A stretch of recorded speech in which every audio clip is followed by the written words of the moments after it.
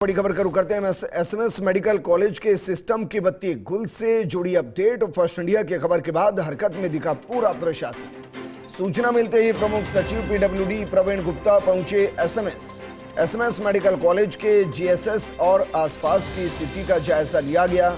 इस दौरान उन्होंने सप्लाई दुरुस्त नहीं होने तक वैकल्पिक व्यवस्था के निर्देश दिए। इसके बाद अब पीडब्ल्यूडी अभियंता मेडिकल हॉस्टल में डीजी सेट लगाने की तैयारी कर रहे हैं। कॉलेज प्राचार्य डॉक्टर दीपक माहेश्वरी भी देर रात पहुंचे एसएमएस मेडिकल कॉलेज। अंधेरे में रहे मेडिकल स्टूडेंट्स के साथ डॉक्टर माहेश्वरी ने बातचीत की, साथ ही जल्द से जल्द आपूर्ति शुरू करवाने का आश्वासन दिया गया। पीडब्ल्यूडी के अधीन संचालित 33 केवी जीएसएस पर जवाहर नगर से आ रही लाइन में फॉल्ट है। फॉल्ट के चलते कल शाम 7 बजे से SMS medical college, RD hostel, senior boys hostel, SK Menon अस्पताल में बिजली आपूर्ति पूरी तरह से बाधित है।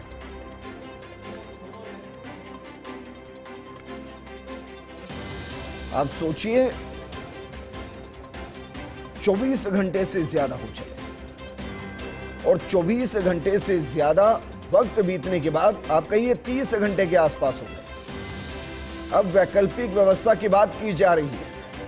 क्या जो जिम्मेदार अधिकारी हैं उनके घरों की बिजली को 30 मिनट भी काट दिया जाए तो क्या वो अफोर्ड कर पाएंगे?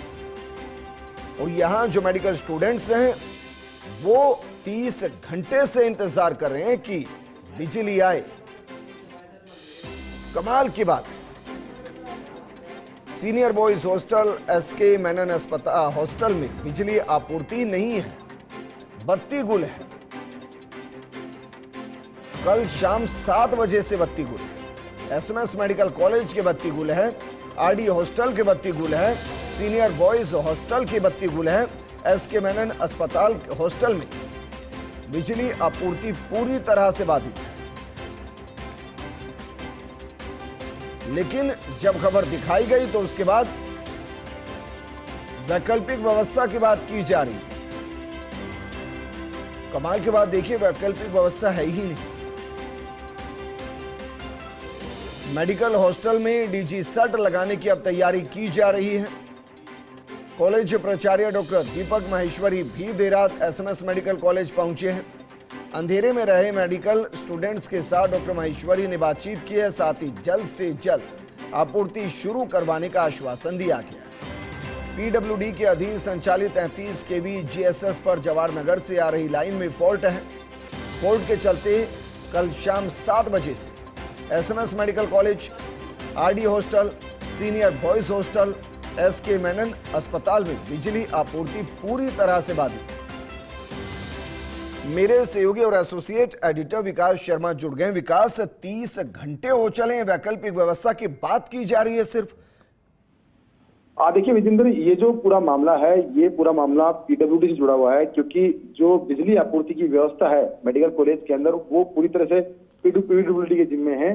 पीडब्ल्यूडी का ही 33 केवी जीएसएस को उसका ऑपरेशन मेंटेनेंस वहां किया जाता है और उसी की जो 33 केवी की लाइन है उसमें फॉल्ट आया है, जिसका दुरुस्त 24 घंटे बाद भी नहीं हो पाया। ऐसे में फर्स्ट इंडिया ने लगातार इस पूरे मुद्दे को उठाया और मेडिकल स्टूडेंट्स की जो पीड़ा है उसको दर्शाया। उसके बाद में अभी कुछ ही देर पहले प्रमुख सचिव पीडब्ल्यूडी प्रवीण गुप्ता है वो एसएमएस मेडिकल कॉलेज पहुंचे थे और यहाँ पहुंचकर उन्होंने जीएसएस और आसपास की स्थिति का जायजा लिया, साथ में अभियंताओं को जल्द से जल्द आपूर्ति दुरुस्त करने के निर्देश दिए। इसके अलावा एसएमएस मेडिकल कॉलेज के प्राचार्य सुबह से ही इस पूरे मामले में जुटे हुए थे, लगातार पीडब्ल्यूडी के अभियंताओं से संवाद बनाए हुए थे इस बात को लेकर के कि जैसे भी जल्द से जल्द जो है बिजली आपूर्ति सुचारू की जाए। लेकिन देर शाम तक बिजली आपूर्ति सुचारू नहीं हो पाई तो खुद जो एसएमएस मेडिकल कॉलेज के प्रिंसिपल हैं दीपक माहेश्वरी, वो खुद मौके पे भी मौजूद है। इस वक्त 12:15 बजे का समय है। इस वक्त वो वहां पर मेडिकल स्टूडेंट्स के साथ में मौजूद है और उनको इस प्रयास का आश्वासन दिया जा रहा है कि प्रशासन लगातार प्रयास कर रहा है। ठीक है विकास जी, आप हमारे साथ बने रहिए। हमारे साथ कॉलेज प्राचार्य डॉक्टर दीपक माहेश्वरी जी भी जुड़ गए हैं।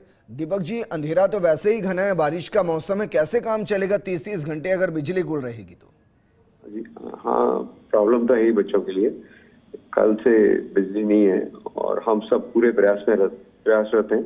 सबको इन्फॉर्म कर दिया जाए कोई मेजर फॉल्ट हो गया है जी, और उन्होंने शायद एक बार ठीक की भी थी, फिर वापस चले गए।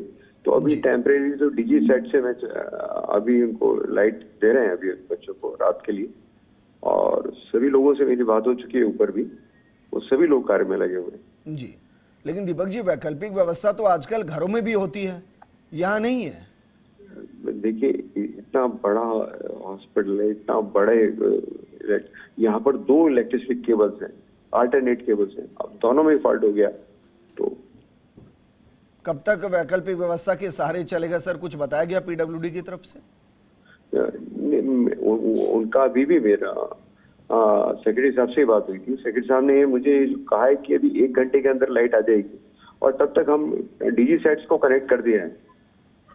जी, तो वाकई में दीपक सर डीजी सेट को कनेक्ट करने के लिए 30 घंटे की जरूरत पड़ी या लगा कि भाई अब नहीं हो पा रहा है तो चलिए अब कनेक्ट कर देते हैं? वही बात ये हुई कि हम उससे पूछते रहे कि उन्होंने कहा आधा घंटा 1 घंटा, आधा घंटा 1 घंटा।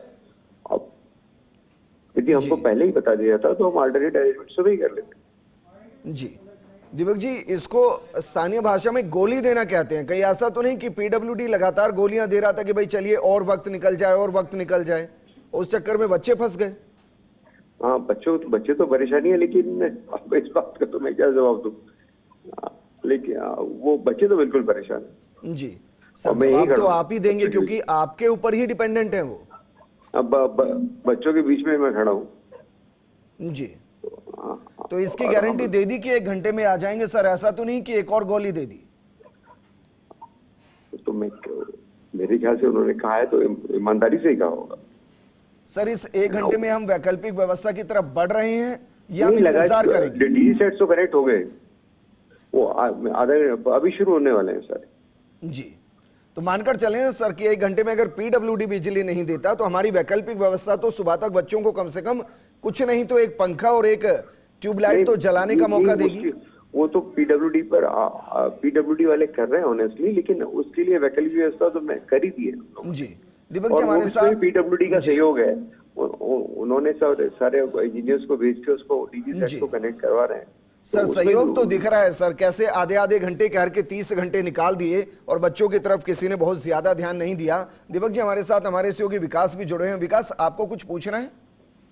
देखिए, कॉलेज प्रशासन जो है सुबह से ही इस मुद्दे में जुड़ा हुआ था विजेंद्र, और जिस तरह से खुद दीपक माहेश्वरी जो है एसएमएस मेडिकल कॉलेज के कार्यवाहक प्राचार्य हैं, अभी इस वक्त 12:15 बजे का समय है, इस वक्त भी वो बच्चों के साथ वहां मौजूद है, यानी कि वो सुबह से ही इस पूरे मामले में जुटे हुए थे। लेकिन जब इसी तरह नहीं सुधरी और लगातार बच्चों की तरफ से भी दिक्कतें बताई गई। आप देखिए इस पूरे मामले में जो बच्चे हैं, मेडिकल स्टूडेंट्स हैं, उन्होंने लगातार सरकार स्तर पर भी ट्वीट किया है और तब जाकर के जो पीडब्ल्यूडी के हायर अथॉरिटी है वहां से भी एक्टिव मोड में लोग आए हैं, अभियंता भी पूरी तरह से एक्टिव मोड में आए हैं। अब उम्मीद हम करते हैं कि जल्द से जल्द बिजली आपूर्ति सुचारू की जाएगी। लेकिन ये जो स्थिति बनी है, ये जो गंभीर स्थिति बनी है, ये न सिर्फ बच्चों के लिए, विजेंद्र मैं आपको अपडेट कर दूं, एसएमएस मेडिकल कॉलेज भी पूरे दिन भर से अंधेरे में था, वहां पर भी वैकल्पिक व्यवस्था नहीं कर पाए। वहां पे जो वैकल्पिक व्यवस्था की गई उनकी तरफ से, वो सिर्फ काम जो वहां रूटीन कामकाज हो जाए उसके लिए वो व्यवस्था की गई। उसके अलावा वैकल्पिक व्यवस्था वहां पर भी इसलिए नहीं थी क्योंकि ना तो पीडब्ल्यूडी की तरफ से कोई बताया गया कि कब तक बिजली आपूर्ति सुचारू हो पाएगी और कैसे कैसे वैकल्पिक व्यवस्था की जानी। क्योंकि देखिए विजेंद्र, ये कोई छोटा इलाका नहीं है, ये बहुत बड़ा इलाका है। इस पूरे बड़े इलाके के लिए अगर वैकल्पिक व्यवस्था भी की जानी है तो उसके लिए बहुत सारे जनरेटर्स की व्यवस्था होती है। तो वो अगर समय पर इस बारे में बता दिया जाता तो कुछ वैकल्पिक व्यवस्था भी हो सकती थी। लेकिन मेडिकल कॉलेज प्रशासन लगातार सुबह से प्रयास करता रहा।